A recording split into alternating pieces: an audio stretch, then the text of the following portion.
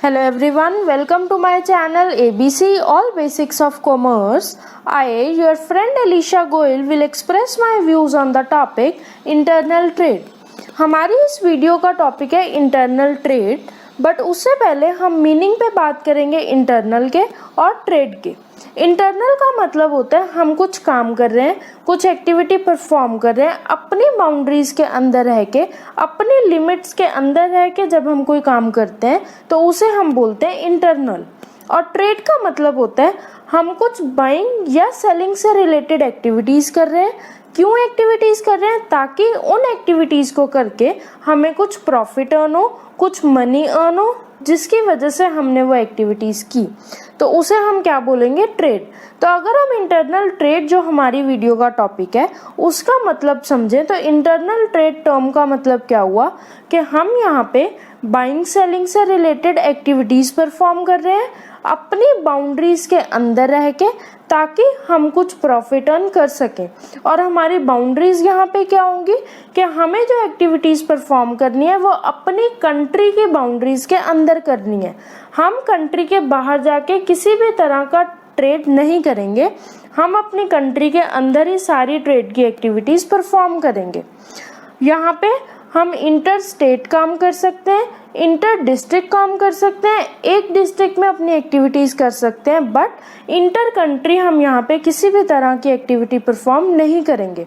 और उन एक्टिविटीज को करने का हमारा मेन मोटिव क्या होगा कि हमें उन एक्टिविटीज को करने से कुछ अर्निंग्स हो रही हैं, कुछ प्रॉफिट अर्न हो रहा है, जिसकी वजह से हमने वो एक्टिविटीज कंडक्ट करी। तो इंटरनल ट्रेड क्या हुआ? Internal trade refers to buying and selling of goods within the boundaries of a country with a view to earn profit is known as internal trade.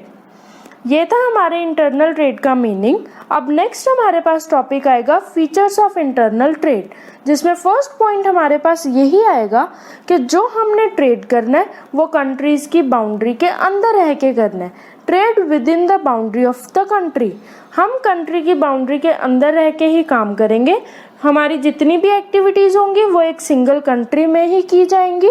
हम इंटर स्टेट काम कर सकते हैं, inter district काम कर सकते हैं, बट इंटर कंट्री हम काम नहीं करेंगे। सेकेंड पॉइंट हमारे पास आएगा free movement of goods and services. इसका मतलब क्या हुआ कि हमें अपने गुड्स की मूवमेंट करवाने में एक स्टेट से अगर हमने दूसरी स्टेट में अपने गुड्स को पहुंचाना है तो उसमें हमें किसी भी तरह की परमिशन लेने की ज़रूरत नहीं है, हमें गवर्नमेंट से लाइसेंस लेने की ज़रूरत नहीं है, किसी भी तरह की रिस्ट्रिक्शन हमारे ऊपर नहीं है। अगर हमने अपने गुड्स को, अपने प्रोडक्ट्स को एक स्टेट से दूसरी स्टेट लेकर जाना है या एक डिस्ट्रिक्ट से दूसरी डिस्ट्रिक्ट में लेके जाना है। थर्ड पॉइंट हमारे पास आएगा डीलिंग्स इन लोकल करेंसी।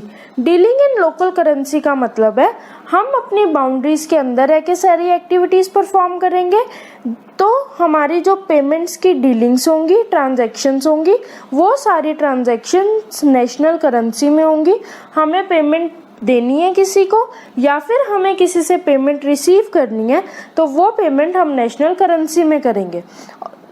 और इंडिया की करेंसी होती है रुपी, तो हम इंडिया में जितनी भी ट्रांजैक्शंस करेंगे उसकी जितनी भी पेमेंट्स होंगी वो सारी रुपी में की जाएंगी। नेक्स्ट और लास्ट पॉइंट हमारे पास फीचर्स का आएगा special act to settle disputes. इसका मतलब क्या हुआ कि जिस कंट्री में हम एक्टिविटीज परफॉर्म कर रहे हैं उस कंट्री के जो भी डिस्प्यूट सेटल करने के एक्ट्स गवर्नमेंट ने बनाए हैं उन एक्ट्स के प्रोविजंस को हम फॉलो करेंगे।